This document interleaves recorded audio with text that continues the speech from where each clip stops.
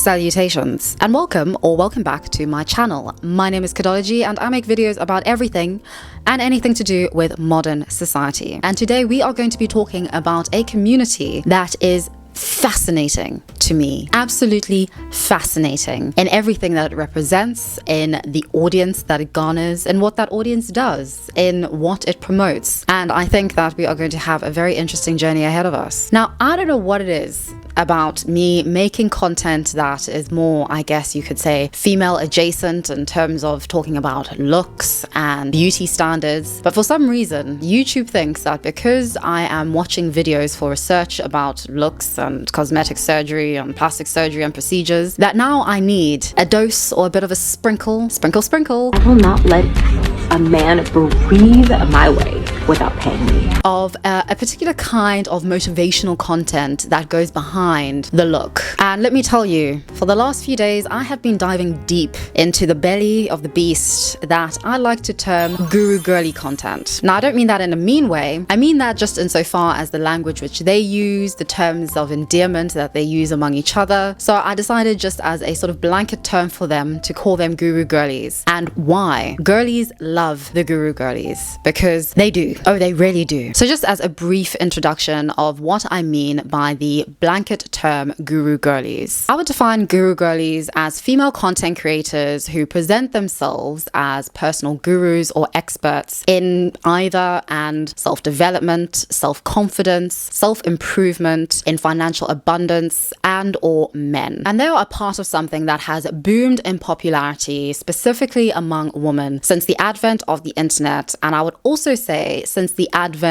of atheism becoming more of the cultural norm and phenomena among young women and young people in general. And I talk about atheism because I think that I guess in a way, loss of faith in the West, specifically among young people, has led to the rise in spirituality and new age movements. Couple this with third and fourth wave feminism, and you have what I would like to call a culture of confidence that surrounds a lot of modern young women. The soil is ready for the planting of Guru Girlies, ready to tell young women what it means to be an empowered modern woman. And this confidence culture is integral to everything that these Guru Girlies stand for. On the surface, we are living in a golden age of female confidence, but how much are we really feeling it? And this question is the ultimate question which a lot of these Guru Girlies are trying to convey to their audience, are answering for their audience. And oftentimes, three things are integral to these Guru Girlies answering this question for their audience: manifestation, visualization, and encompassing both these points, and most important, mindset. These 3 pointers are integral to all of the advice which they give their audience. And this is pretty much the case across the board. If you can visualize the woman that you want to be, you will be her. And if you don't become her, that's on you, boo. You're not visualizing or mindsetting hard enough. Get a hold of yourself, literally.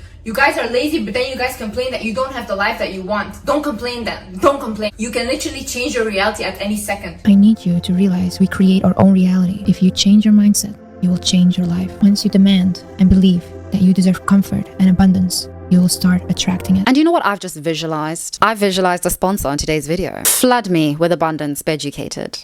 I am absolutely delighted to be working with Beducated again because I'm a passionate believer that we as a modern society really need to marry expert-backed sex ed with toe-curling pleasure. And Beducated is evidence that we can most definitely do both. Beducated is the #1 online platform where you can access over 100 courses on sex and intimacy in a safe, shame-free, and educational way. And I have personally really been able to appreciate the breadth of what Beducated has to offer. I'm not exaggerating when I tell you how many courses I've taken on Beducated about dating, to understanding my sexual orientation, to understanding my body and my sexuality, and especially misconceptions that I've had about myself. I never imagined, really, not just because of my upbringing, but also just because of my experiences, that I would be able to ever experience like an orgasm. A lot of the personal shame that I have around my sexuality, around my body and my physique has really contributed to me being very sexually stunted for years and really not wanting to address that or to understand that or to get to the root of it. Beducated's resources and the courses that I've taken personally have really helped me to address a lot of the issues and the fears that I have had. Beducated's expert-led courses on how to please vulvas, either through self-pleasure or partnered, has been indispensable to me. Not just in realizing a lot about my body and my mind, but also appreciating my body and mind. In my recent sexual journey, sexologist Lucy Rowett's course on vulva orgasms has become one of my personal favorite courses. Her course and her words have really helped me to dispel so many misconceptions about shame that I've had about myself, and have also helped me so much in being far more mindful about my body and really thinking, like actually thinking, like mentally about my body, about meditating, about my surroundings. It gave me a lot of time to really reflect on how I haven't been taking my pleasure seriously at all, that I haven't really considered myself as a human being that is either deserving of or worthy of or capable of pleasure, and really actually having to think about that and going on a course with somebody who was actually incredibly understanding, incredibly motivational, but also incredibly like realistic about like what I need to do, what I can do in order to make my sex life, in order to make my sexuality feel far more in line with who I am, was really something so valuable and that I'll cherish forever. I cannot recommend Beducated enough for anybody, irrespective of gender, experience, or relationship status. So use code Kidology to get an incredible 40% off your Beducated yearly pass using my link down below. And what I and so many others love about Beducated is that it is entirely risk-free and transparent. You get a 24-hour free trial, so test the waters at your leisure, and you get a 14-day money-back guarantee. So remember, that is 40% off your yearly pass to some truly indispensable sex education and toe-curling pleasure. Thank you so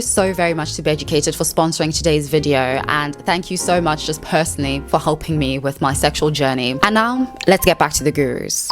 Thank you so much to me for manifesting Beducated into my life. Now, I wouldn't say that I am criticizing these guru girlies per se. I would call this more so a critique. I think a lot of what they call out and what they say has enough truth behind it. There's enough truth and resonance that it is uplifting, affirmative content. And you know what? In these trying times, telling women to ask for help and to be okay with asking for help from others is a very good message. Women need to stop thinking that we have to struggle alone. You know, like the whole society has made us feel bad for wanting things or wanting to ask for help and stuff. No, that's so wrong. No one in life has accomplished anything on their own. We all always help each other. Self-made does not exist. Have no shame.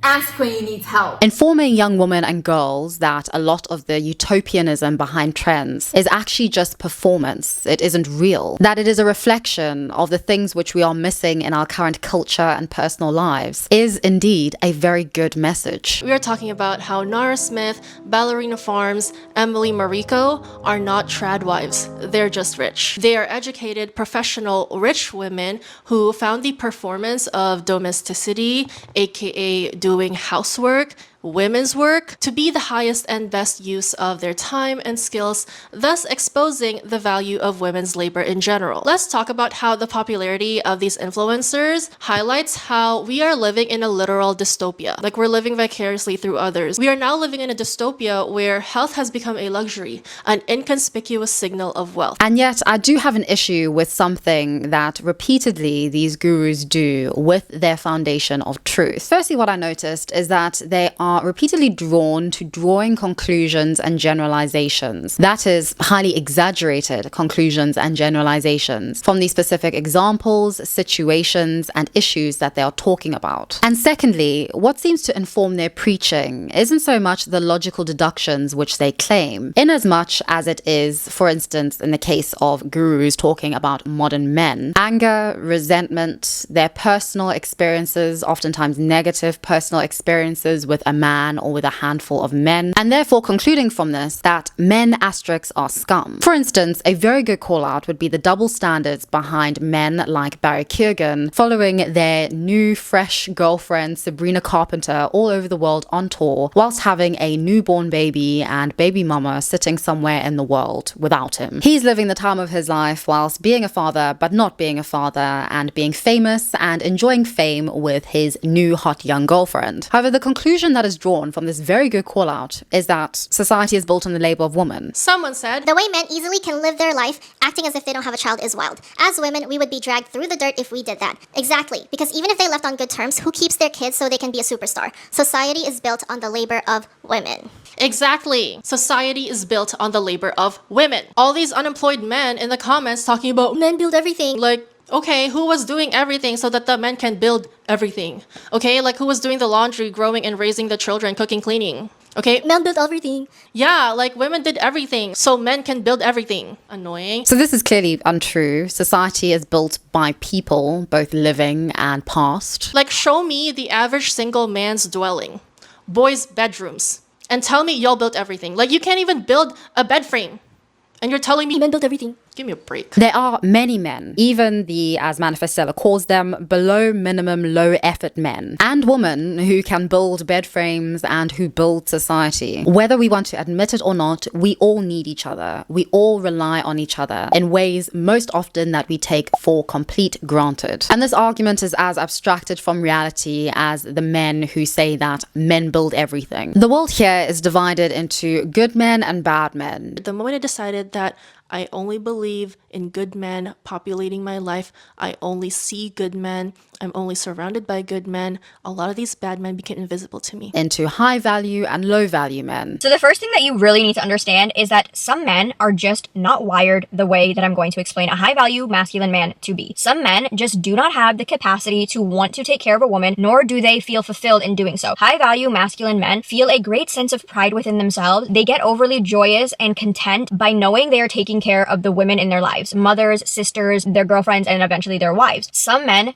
do not have this trait. Some men do not want this role, and they are good being a 50-50 partner. They're good being in the feminine role, and they want to be in receiving mode. Some men just enter relationships in receiving mode, which attracts the masculine woman. But in this video, we are talking about masculine and feminine energy dynamic, where the male is embodying his dominant masculine energy, and the female is embodying her dominant feminine energy. Into confident people and unconfident people. I went from being the quietest, shyest girl in the room who could never make new friends because she was so terrified of speaking to new people, to being the extroverted life of the party who could walk up to a random stranger and strike up a conversation with them. I went from being so insecure about myself that I had to hide my face in every single photo taken of me, to literally doing modeling shoots and being a social media influencer. I went from chasing people because I was so desperate for other people's approval, to going out, sitting in restaurants alone and just being okay with being myself because I'm so detached and confident in who I am. If I can make that much of a transformation and up-level my life through my confidence, you sure as hell can. Into glowed up people and non-glowed up people. And that is sort of as far as the nuance goes for a lot of this content. And I'll get back to this point a little bit later. There are, believe it or not, many men who check all the boxes of being high value who aren't actually very good men. And there's men who are introverted, who are working class, who have minimum wage jobs, who are good men, who work hard, who care for their families, and will never be considered as prospective high value partners for many women who they may cross paths with. So I find some crucial points of reckoning absent from a lot of the reasoning and a lot of the advice of many of these guru girlies, whether it is them talking about men or talking about young women's self-improvement in general. Another good example of this that isn't about men but is more so about the abundance mindset that is proliferated throughout this content. A good point of advice would be to network, to connect, to form relationships with people who bring out the best in you, who motivate you. And sadly, way too often with this kind of content, this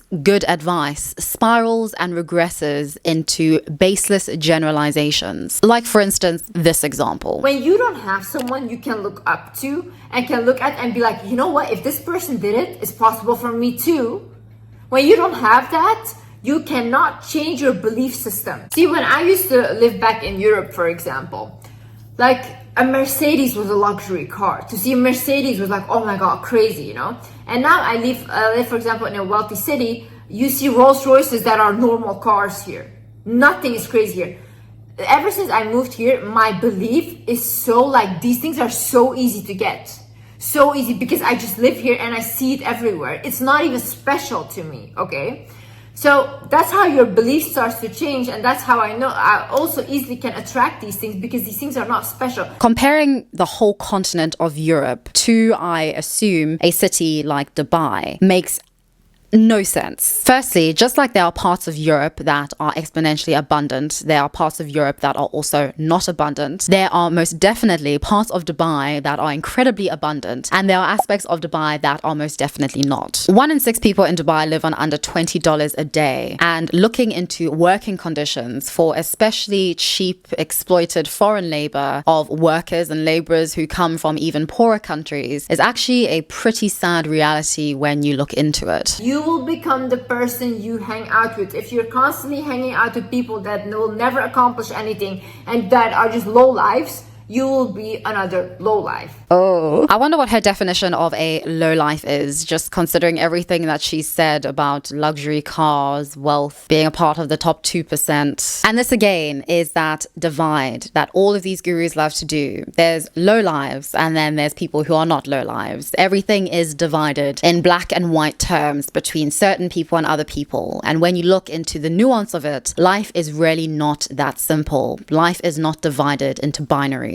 in any shape or form. There's many poor working people and laborers who will never in their lives experience anything close to abundance, who are in no ways low lives, but go off. And importantly, what is also missing from this context of simply relocating to a place of wealth, rich people and rich cars is that you have to be beautiful enough to only date multimillionaires from the age of 19 and have a rich boyfriend that can relocate you to a wealthy city in the first place. This is crucial context to what underpins who the Wizard Liz is today, the woman that she has become. And that is all well and good. Absolutely no judgment here. But that is crucial context that is missing here. Crucial context that would otherwise make the story of abundance, of changing your mindset, a very different story, a very different conveying of advice. Now, like the manosphere, these content creators are a part of a culture. And this video is more so about the culture rather than about specific or individual content creators. And this is because I really do think that, like with everything, the culture is informing the content and the content creation more than the other way around. Now, a large part of this culture is, as I said, the confidence culture, the culture of spirituality that has really taken a hold, especially in modern Western societies, as well as the advent of the internet and specifically social media. But the overarching culture that I'm talking about here and in relation to these Guru Girlies is the ideological and relational divide between young men and women, especially on the internet. And this divide in reality, and I mean a divide in reality, starts from something as simple as a divide in spirituality. Far more women than men believe in astrology and the law of attraction, for instance. And because spirituality has somewhat replaced religion in our everyday lives, this is very, very noteworthy, especially because it is something that women are akin to as opposed to men. And because spirituality very much informs how you see the world, how you see other people, how you conceive of your reality. This is, again, incredibly noteworthy. And this divide stretches into conversations about morality. So this is very, very big. Now, when it comes to Guru Girlies, there is definitely a spectrum. Some of the content is more personal, whereas some is more social commentary. On the one side of the spectrum is your everyday feminism and feminine empowering messaging. And on the other extreme is what I'd call the misandrosphere. I think many of these content creators move up and down the spectrum depending on what they are talking about. So there's no positioning people entirely or objectively in one spot or the other. But I would say that the far more successful of these content creators tether between one of two extremes. There is definitely no hearing the other side when it comes to this kind of content. And I think generally when it comes to a lot of content today, the more successful you are, typically the more extreme you are on either side of whatever spectrum you are placed on. So when I talk about the two extremes of Guru Girly content, the one extreme is typically very self-indulgent, very hyper-individualistic content, which is all about you and doing what you need to do in order to get on top, irrespective of everybody and anybody else. I would term this sort of hyper-feminine empowering content and messaging, where everything is so individualized that you are in charge entirely of your own destiny. So I used to be very always in my masculine energy, always chasing things, always trying to accomplish whatever.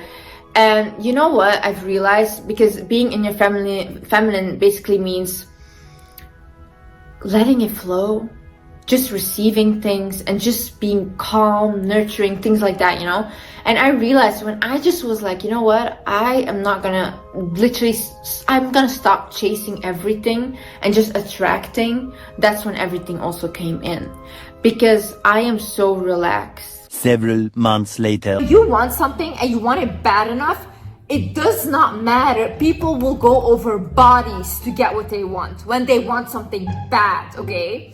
You have to have that mindset. You have to want it as bad as you want to breathe, and that's when you will achieve what you want. And I think on the other extreme are content creators who make rather generic, semi-misandrous claims about the nature of men and what women deserve from modern men. Honestly, all men are going to cheat no matter where you go. So always find a provider if you're going to get up and leave every time you catch a man cheating. At least that way you leave with more than you came in with, okay? Someone saying cheat back. I wouldn't confront the other woman. That's not her deal. It's the man that cheated on you. The woman has no relation to you. She doesn't know you. So it's not really her fault. I believe the man is at fault. And I wouldn't leave until I found a replacement, and I would try to get some money out of it or a new car. And if you still don't want to be there, then you can leave. But let him try to make it up to you financially before you decide to leave or cheat back. But at the same time, I would definitely have a replacement. I don't work off of emotions like that because that's not logical and that's not adding anything into my bank account. So I would definitely really think about it. Maybe don't sleep with him. Maybe go find you a little friend on the side until you figure out what you want to do. But I would not leave without something.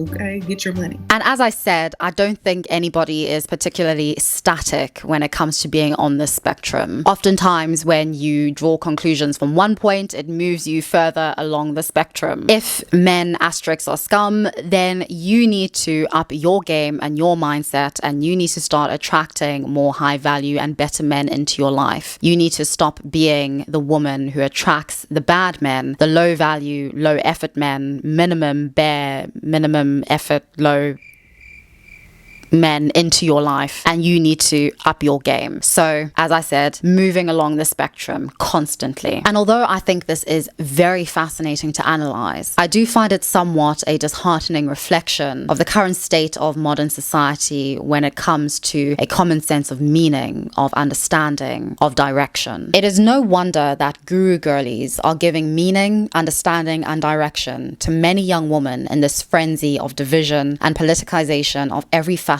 of our lives. And what I'm interested in is the why. Why are girlies so in love, obsessed, and devoted to the Guru Girlies? Because like it or not, and believe me, there are many, specifically men, who really do not like these Guru Girlies and their followers. Young women across the modern world are resonating with these young female gurus. These Guru Girlies most definitely represent some of the most desired and sought after values in modern society. That is our deepest and darkest desires for wealth, luxury, beauty, for what you could call the soft life. They represent a lot of what we are missing in our personal lives. And I've been telling you, okay, celebrities, content creators, commentators are a mirror to society. When someone gets really viral, gets really popular, it's because they reflect the values of the time or the changing values of the time. AKA, what are people valuing at this moment in time?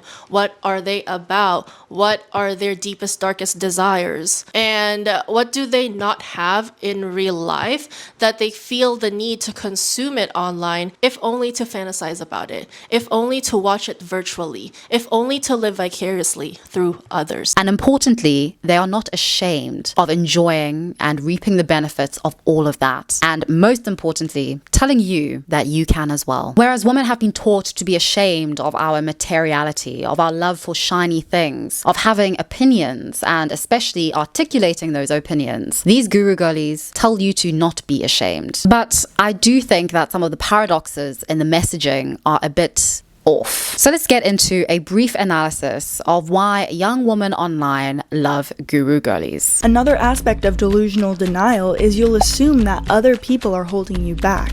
Nobody's holding you back, bestie. The most recent research into parasocial relationships with specifically YouTubers shows that parasocial relationships helps people fulfill emotion regulation needs. And basically what the research shows is that modern parasocial relationships aren't a last resort for most people. You know the sad image of the quote-unquote pathetic Discord mod whose only access to the woman he desires is via OF models and hot tub Twitch streamers, or the angry men who watch Fresh and Fit or the whatever podcast with devout loyalty to their hosts. Yes, recent research shows that this is actually just that, an image, a stereotype that doesn't have much basis in reality when it comes to how people actually form parasocial relationships, that is one-sided relationships with content creators. In fact, modern parasociality is actually incredibly common and offers valuable resources to most people. In fact, modern parasociality offers individuals valuable social resources that fulfill many of the same needs as two-sided connections with close others and contribute to well-being. Now, modern parasociality is absolutely vital to the content of these Guru Girlies. And the reason why I call it bestie parasociality is because of how frequently this word and other words like it are used in the content of these creators. I'm so proud of you, bestie. Like, I am so proud of you for getting to this point with yourself. Hey bestie, let's talk about how to be magnetic. I want to add a disclaimer that after watching this, there is no going back. So guys, like I said, we're all healing together. We're in this together. And yeah, I'm healing. You guys are still healing. So yeah, I love you guys so much. And if you're coming back to my channel, I know the type of person you are. I know you're not the type of person to misuse your respect or misuse power. You are the type of person to sit back and just let people do whatever to you. And I'm gonna tell you right now, bestie, after this video, you are gonna find a new level of respect for yourself and you are gonna start standing up for what you believe in. Because I'm tired of it, okay? I see how people have been treating you. I see how you've been going out of your way, breaking your back so that people acknowledge the type of person you are and your big, huge heart. And I know you just want to give, but bestie, let me tell you, not everyone is to be given to. And I know you, as a spoiled girly who is favored, who is chosen, being kind and generous and living in her light, these are the bane of your existence too. You walk into a room and they're just like ruffled, like you are like ruffling the demons inside them. The reality is, they're just miserable and jealous. And this bestie rhetoric is important to, I would say, 3 methods in which these Guru Girlies form these parasocial relations with their audience. Firstly, the physical and or mental glow-up video. This, although sometimes a little unconvincing, they're the same picture, is a very effective means of indicating to an audience that this bombshell was once just like you. She was once ugly, unattractive, mediocre, or not extraordinary. These glow-up videos serve to prove that you can look like her, that you can, most importantly, become as unashamedly confident as she is. And even if you inevitably can't and don't look like her after your anticipated glow-up, there's an even more important way of cementing this bond between the inaccessible creator and yourself. I like to call this the you can sit with us method. Now let me convey this with an anecdote. When I immigrated to the UK and eventually got into a secondary school, there were 2 popular girls. They were extraordinarily beautiful. All the boys wanted to be around them. They were incredibly charismatic and vivacious. They were clearly very popular, very well liked by people. Now just because of context, because of the school that I was at, because I was the only black girl there, because I had come in late, everybody had already established their friendship groups and everything, I was, of course, and inevitably the least popular girl there and had no friends. It's fine, books became my friends. And here's what's important here. Although these girls were very nice to me and to everyone, it was always at a distance. If we walked past each other, we'd smile at each other. If we were in a class together, they would talk to me. If we were put in groups together, that sort of thing. And although they were, as I said, nice enough, contrary to the stereotype that pervades pop media that popular, beautiful girls are just mean bitches who want to, I don't know, sabotage the lives of the plain Janes who are actually the real beauties at the end. They were entirely inaccessible, and their inaccessibility, both as friends or in even looking like them, made them even more mesmerizing to many. Now imagine if every evening they sat down in front of a camera and recorded a YouTube video, and in this YouTube video they called me bestie. They spoke to me like I was actually someone someone they cared about helping, mentoring, and being one of them? What if they looked into my eyes and told me to stop feeling sorry for myself, because that is the only thing that is preventing me from becoming one of them, from being a part of the popular crew? They know that I have it in me to one day be as high value as they are, to manifest a life as exceptional and meaningful as theirs, to have the material and emotional abundance which they seemingly have. And in order to become magnetic, you have to be the most intense and most passionate version of yourself, physically, mentally, and spiritually. Because the thing is, humans are natural magnets. This means that you are attractive, even if you don't feel it yet. So we need to focus on helping you catch up so that you feel as attractive as you really are. And most importantly, once I have achieved all of that, to one day be rewarded by sitting with them. Hello, you gorgeous human. Today we are changing our life. We're changing our life in 8 steps. These are mind shifts. These are steps that I genuinely used in my life. I was not always the way I am. I didn't always have this perseverance and confidence. People tell me I've got confidence. People tell me I've got this self-knowing. Okay? So we are going to analyze that, and we are going to change our trajectory in our life with 8 steps. You are going to change in these next 3 months, October, November, December. By January, you are going to be a different version of you. I am not going to tell you to go to the gym. I am not going to tell you to eat salad, but I will tell you mindset shifts, okay? Everyone who subscribes, everyone who gives me amazing comments, reviews, you are the real ones. I see you. I know who you are. And what I think is most phenomenal about this parasociality is that in the meantime, I can virtually sit with them. That is just plain embarrassing, and you do not behave like that, okay? Especially as my friend. Like, you guys are my friends, and you guys are behaving like this. I'm embarrassed. I am embarrassed. Please. Now that really isn't a bad gig at all, especially when you consider the recent research into the emotional benefits of parasocial relationships for many. And this leads on to the third and final method of cementing the parasocial relationship between the audience and the Guru Girlies. Something very, very interesting that I've noticed about these female gurus is that hardly anybody makes content critiquing or criticizing them. And this is especially the case with fellow female content creators. The only female YouTuber I've seen critiquing this kind of content is philosophy YouTuber Brittany Simon in 2 reactions to self-development YouTuber Manifestella and her spoiled girly support group. And based on this one reaction, I can most definitely see why hardly anybody criticizes these gurus, especially why no woman criticized them. The comments were, for lack of a better phrase, balmy bloody brutal. And reading over these comments, it was very apparent that they represent everything that has to do with tribalism. That is, strong in-group loyalty that is made even stronger by greater distinction from those who are not in the group. And I know you, as a spoiled girly who is favored, who is chosen, being kind and generous, and living in her light, these are the bane of your existence too. You walk into a room and they're just like ruffled, like you are like ruffling the demons inside them. The reality is they're just miserable and jealous. And just to preface this section, I most definitely am not of the opinion that content creators are responsible for the stupid things that particular subsets of their audience say on other videos. It inevitably happens because you inevitably cannot control what people say or say in defense of you. This is just another aspect, probably one of the most negative aspects, I would say, of parasocial relationships. So when I am talking about these comments, I am not saying that, oh, this is a bad content creator because look at her audience. Of course, there are wonderful, I'm sure, people who are in every audience under the sun, including in these Guru Girlies audiences. Their audience are very positive, very confident, very loving, etc. But I do think that it is an interesting indicator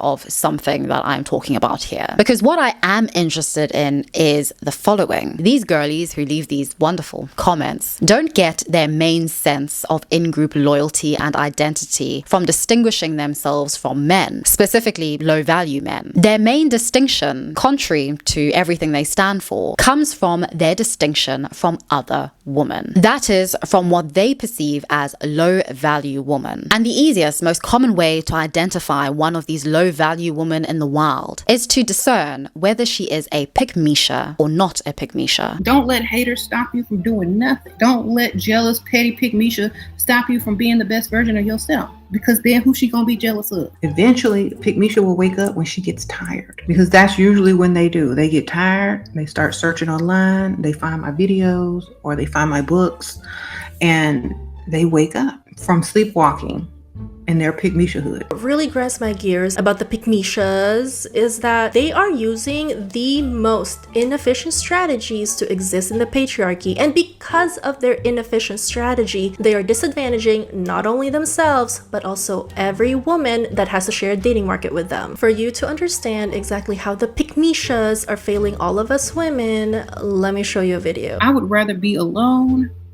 than with somebody trying to drag me back to Pickmeishahood, dustyhood, poverty, and all of that. Get out the way if you ain't trying to benefit. Literally. I find the language and the discourse, especially now around the phrase pick me, very interesting and very telling of the state of inter-female relationships. Shaming is the most tried and tested and effective way of keeping people in line. And name calling, especially when it is a label that nobody wants to be associated with out of fear or ostracization, has proved itself the most effective method online. Now, what I've noticed with these gurus is that the phrase pick me is used as a pejorative term by some members in their audience incessantly. Now, just a fair warning, there is going to be a horde of pick me comments on this video. And if there isn't, then my reverse psychology has clearly worked. But I do doubt it. The term pick me was intended to place a label onto real instances of misogyny and sexism. But this has sadly and rapidly in the past few years spiraled into rather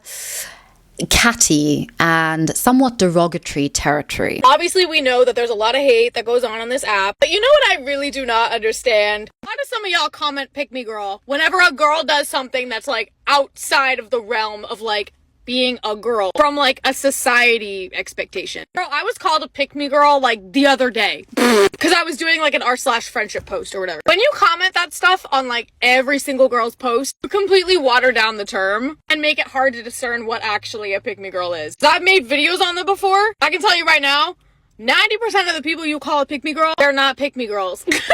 She's not a pick me girl if she makes Shein hauls and talks about how she likes a certain kind of clothing and not a different type. Bestie, that is simply a preference. Like, chances are, if they call you a pick-me girl, they're actually the pick-me girl and they were just projecting it on you. Bro, how hard is it to just let people like what they like? Brittany Simon, whose audience is predominantly female and woman, is called a pick-me because she doesn't conform to Manifestella's ethos and expressed opinions. Her views were considered to be more male adjacent by Manifestella's very pro-female audience, who see the female experience and being feminine in a very particular lens. And any woman who doesn't conform explicitly to the tribal ethos of these gurus is called a Pickmeisha. Although pick me is intended to call out the legitimate sexist and misogynistic behavior of some women, it has become a tool of harassment and shame. Women who have stereotypically male-gendered interests or who happen to agree with men on certain issues are accused of being pick me simply for having proximity to men. Manifestella is speaking facts, and a lot of our spirits resonate with it. By posting this, you are telling men we aren't united. Because remember, a tribe is always united. And the women who don't stay in line, who don't conform, who think differently, or even worse, God forbid, think for themselves and don't arrive at the same conclusions as we do, need to be shamed at the very least or bombarded with dislikes and hate comments at the very most. Many of these gurus, either implicitly or explicitly, relay a self-improvement story of them graduating from or moving on from their Pickmeisha era. This can be in the form of more implicit videos about how uncomfortable having having confidence is and how they became more confident, or in videos about how they stopped putting others, specifically men, before themselves, or interestingly, how they glowed up, not for society and most definitely not for men, but for themselves. Like many on the internet, I am quite sure I have noticed somewhat of an irony in all of this. A pick-me is oftentimes called out or disliked because of accusations that she is trying to be not like the other girls. But the entirety of not being a Pickmeisha is about not being like the other girls, most of whom are clearly being Pickmeishas just based on divorce rates, on relationship success rates, and the number of women who make near religious confessions about their Pickmeisha eras. I never had a Pickmeisha era. I don't have a Pickmeisha era. I have always been a gold digger. Now,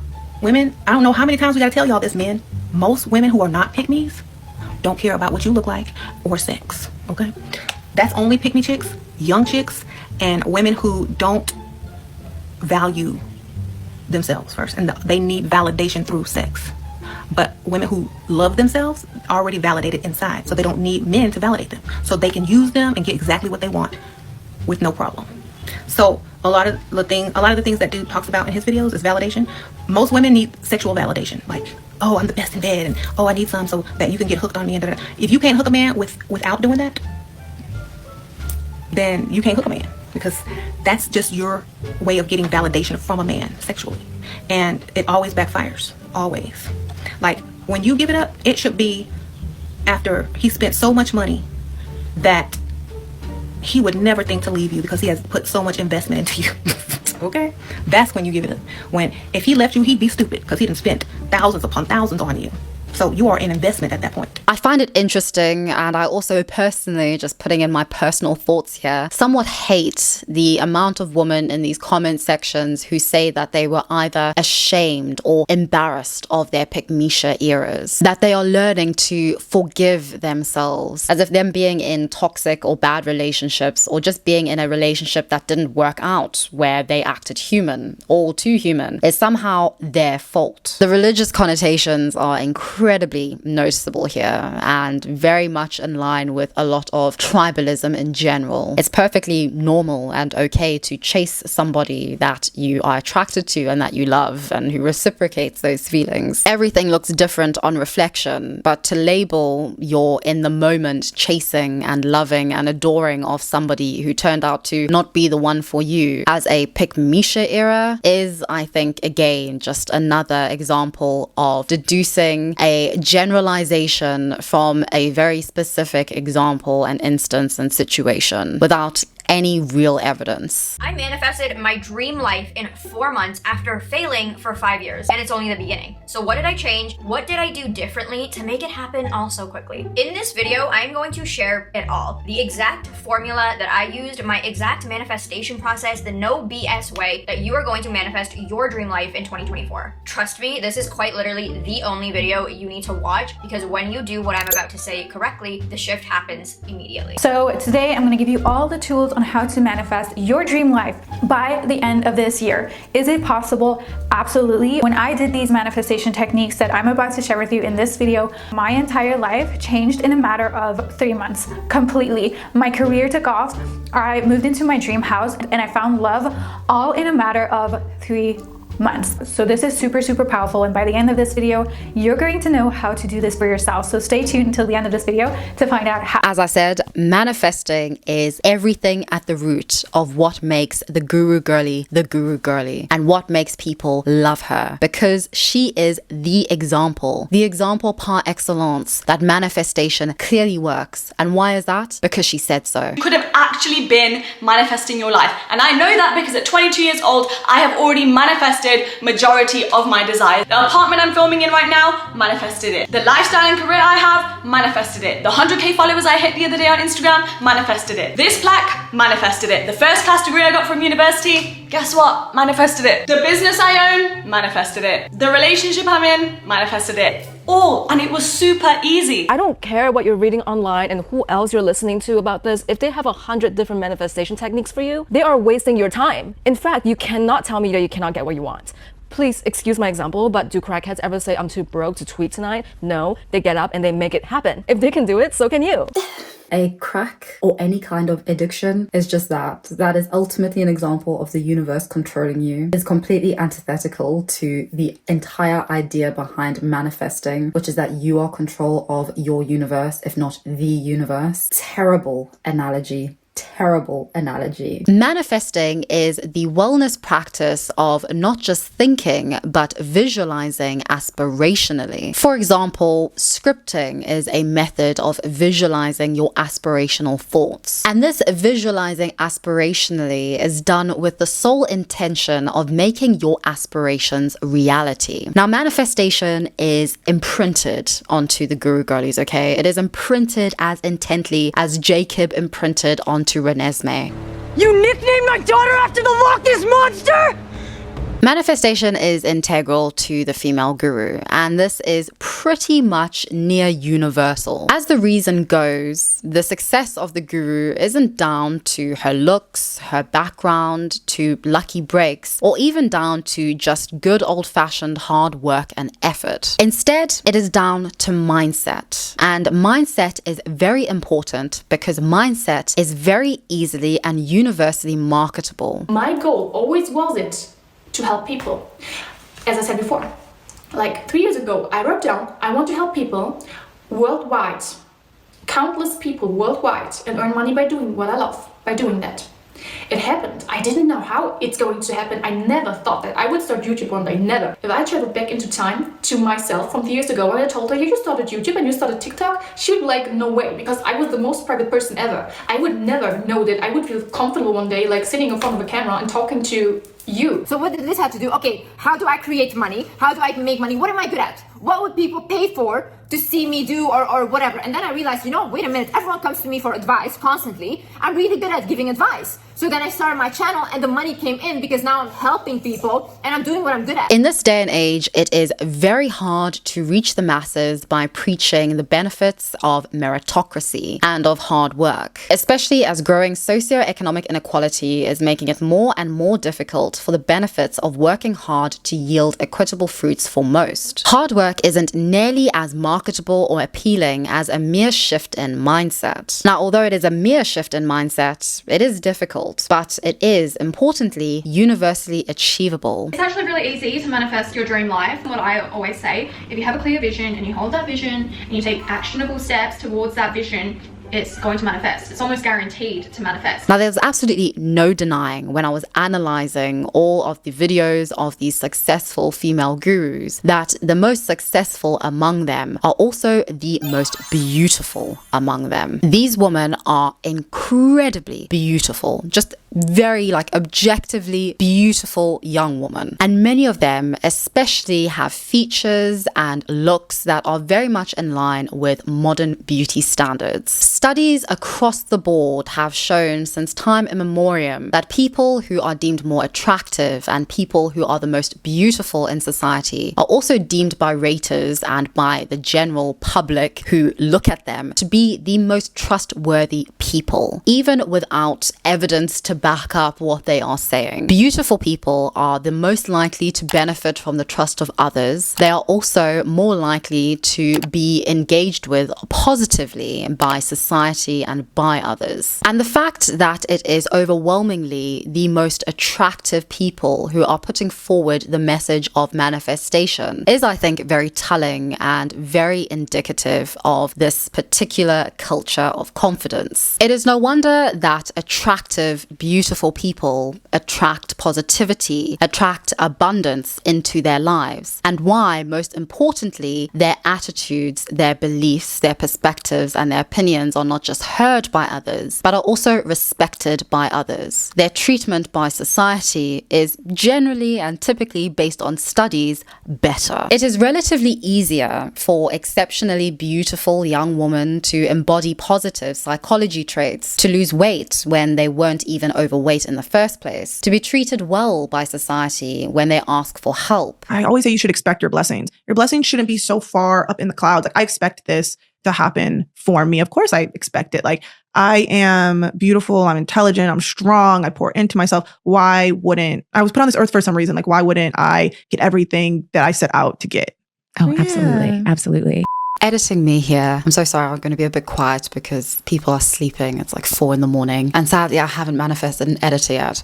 But I've been reading a lot of studies recently into this phenomena of self-interest and attractiveness and the correlations between it, because I find it very, very fascinating, especially in regards to these guru girls. And I just wanted to share with you one study, just so that you get the gist of what I am talking about, so I can explain it in better terms. I just read a study called Mirror, Mirror on the Wall, I Deserve More Than All: Perceived Attractiveness and Self-Interested Behavior, published in 2022. And the findings were very interesting. And in a nutshell, the study basically detailed the researchers conducting 5 experiments with 1,300 participants. And what they importantly were looking for was perceptions of attractiveness, as opposed to just being or objective attractiveness. In a nutshell, the researchers were able to conclude that those who perceived themselves as being the most attractive or rated themselves highly in terms of attractiveness were also the ones who were more likely to act in their own self-interest. And they felt more entitled to be treated better by others and to be treated better than others. This resonates with a lot of the discourse around selfishness, around putting more energy into yourself, around this idea of how to deal with bullies and haters and all of that with these self-gurus, with these female gurus, pardon me. In conclusion, across all 5 studies, self-perceived attractiveness predicted and promoted self-interested behavioral intention and behavior in an economic game. Psychological entitlement acted as a significant mediator in this process. So in layman's terms, and I quote, "This is because attractive individuals, compared to average others, experience a higher level of psychological entitlement, which subsequently leads to a higher level of self-interested behavior." When I started dating my boyfriend, he literally asked me, "Liz, are you seeing other people?" I'm like, "Yes, I'm dating other people." And then he was like, "Okay, I have to win this girl over because there is no way that I want her to be in a relationship with another man." And on top of that, that makes you look very desperate, because it's almost like this girl has no options. Like immediately she'll throw like one guy she sees and she'll latch onto him. Then the guy thinks like, "Oh, no other men want her." And like I said before, did you listen? Men like men. So when they see a woman is very desired by other men, they want that woman as well. So yes, I just thought that that was important context to note here, because this is something that really, at least for me, resonates quite true when observing a lot of this content, when analyzing a lot of the messaging in all of this content, and especially who it is coming from and their justifications for why they are especially entitled to being treated well. This idea, not so much entitled in a negative sense, but I'd say just entitled to better treatment from not just men, but from everybody, and particularly the emphasis on being self-interested and how that is a positive thing and will serve you in the way that it has served them, that is the guru. Is it necessary for you to be spoiled by a man? No, absolutely not. If you want to do 50-50, whatever, I don't care, because it's not my life. But at the end of the day, I still want you to watch this video, because I want you to look at me and think, whoa, if Liz expects this much from her partner, then maybe I can expect my partner to at least give me some respect, you know? You don't have to want your partner to spoil you, but just look at me and think, this woman thinks that she is worth so much and that nobody can be with her unless they provide this. Maybe I should demand some respect and honesty and love and loyalty. Now, the thing that I and many do not like about manifesting is that when you don't attract or achieve abundance, when you don't achieve your goals, when you don't get that bag, when you don't attract that love into your life that you specifically want, it's because you're not crawling over bodies for it. See, I'm a hustler. I've been a hustler ever since I was young. If you want something and you want it bad enough, it does not matter. People will go over bodies to get what they want when they want something bad, okay? You have to have that mindset. You have to want it as bad as you want to breathe, and that's when you will achieve what you want. You have the wrong mindset, you're lazy, you clearly don't want it enough. And based on the modern, non-meritocratic, growingly unequal society that we live in, it is no wonder that this line of reasoning, that this idea of a mere shift in mindset is so bloody popular. It brings all the power back to you. You, in fact, have the power over your own destiny. You can be a millionaire if you manifest it. Focus in on that abundance mindset and behave behave accordingly. What rich people won't tell you is a lot of this is mental. It's not about being a hard worker and literally digging your own grave so that like you can't enjoy your life. No, honey. Rich people are in Turks and Caicos enjoying their life. So let me put you on. And if things don't work out, then you were clearly in a wrong mindset. Your frequency was off. Confidence culture is integral to everything that manifesting stands for. And there is a bit of a problem to this. When you seek individual solutions to realities and situations influenced by specific context, by things that are out of your control, like for instance your looks, you will no doubt fail in having a consistent, lifelong and reliable confidence mindset. Manifestation has no place to consider how our realities and our day-to-days aren't in our complete control. Confidence is intersubjective, says sociologist Rosalind Gill, meaning that it comes alive when other people reflect how we feel. And I think this is perfectly reflected in so many of these guru girlies. Because they feel abundant, because they feel beautiful and of value, and importantly, because the world treats them that way, they therefore have their feelings and beliefs reflected back to them, thus confirming their belief that it surely is possible for anyone to feel like they do, to be as abundant as they are, to glow up as they did. Respect is less about who you are and more about how you make people feel. It has nothing to do with how old you are. It has nothing to do with how you look in society. It has nothing to do with where you come from or where you're going. Respect is purely based on how you reflect back other people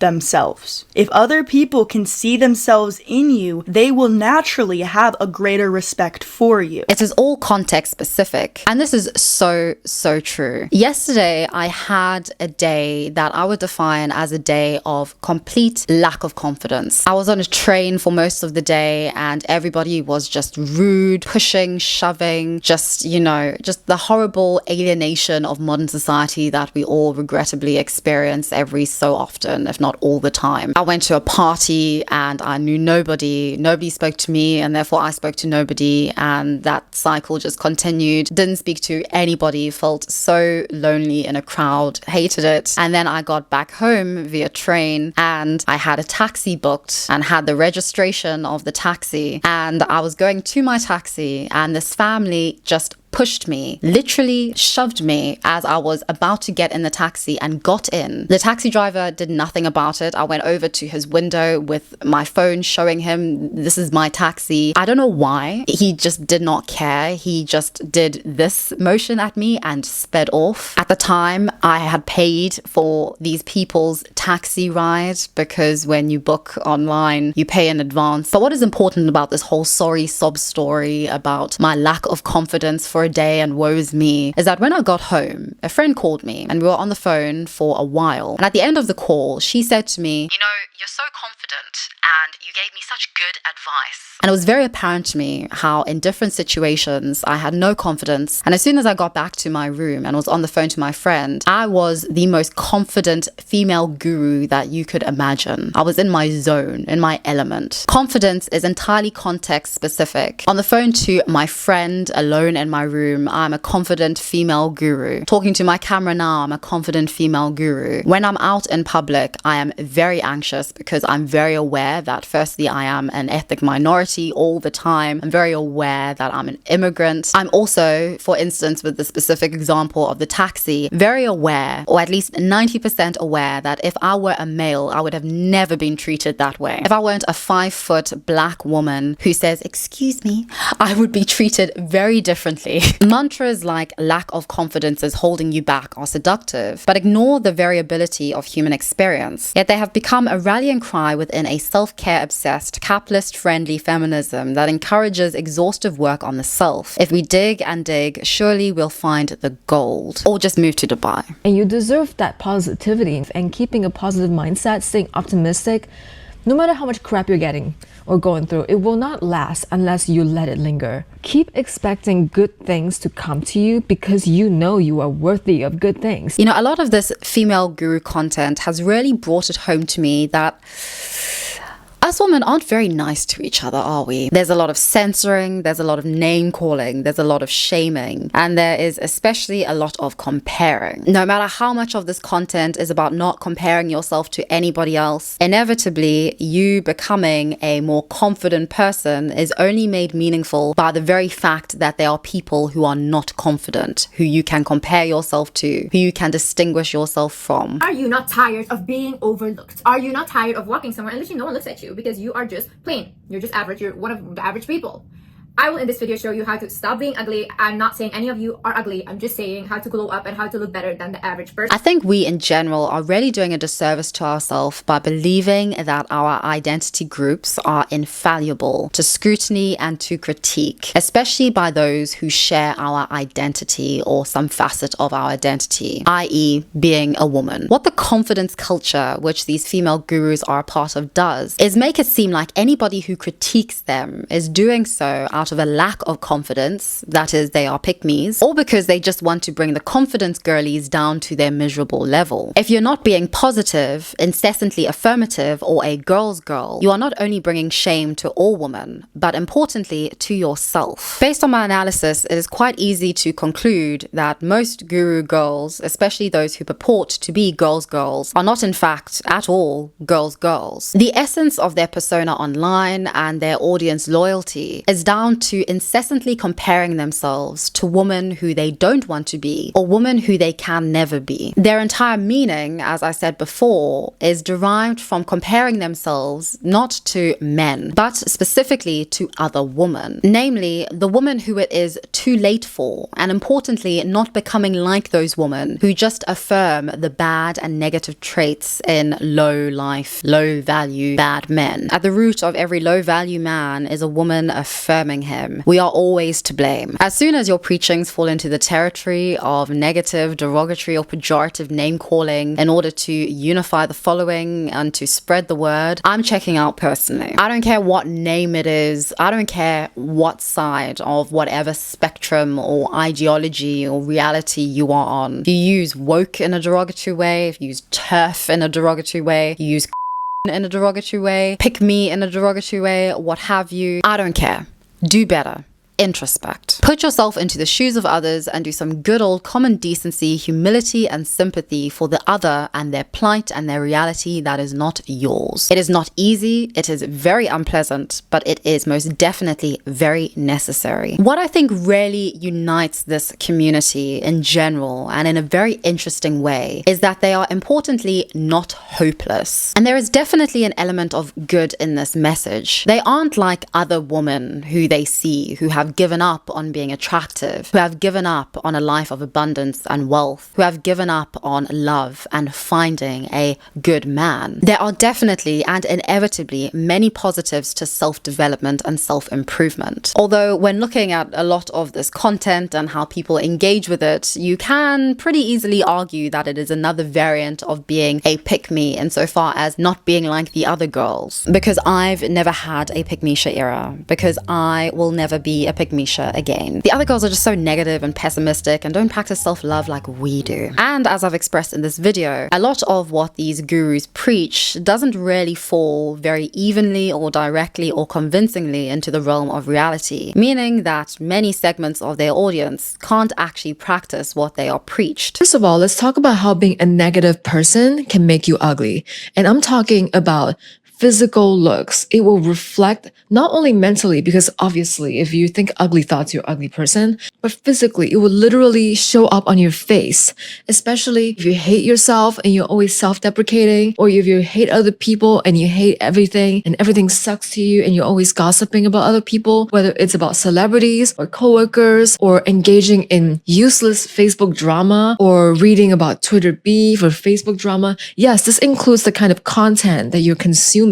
If that's how you spend your free time, leaving nasty comments, being a troll, and reading about drama that has nothing to do with you, in fact, you should spend that time reflecting on yourself and becoming a better person and improving on yourself. Because those things I've mentioned, that's what insecure people do. That's what pathetic people do. They spread hatred and they hate themselves. You will never see a beautiful person be a hater, ever. ever. Funnily enough, just going over the internet and Reddit, so many of the fans of these female gurus leave some truly hateful, mean comments. So they are really not embodying being less, I guess, to use the word ugly. So all in all, I find it quite difficult to believe that these videos are much more than momentary pick-me-ups for young women who are either feeling dissatisfied, who are feeling lost or down, especially when it comes to things such as their looks, relationships, and lives in general. And this isn't at all a bad thing, but I do think that just based on the culture that they embody, the culture of confidence, of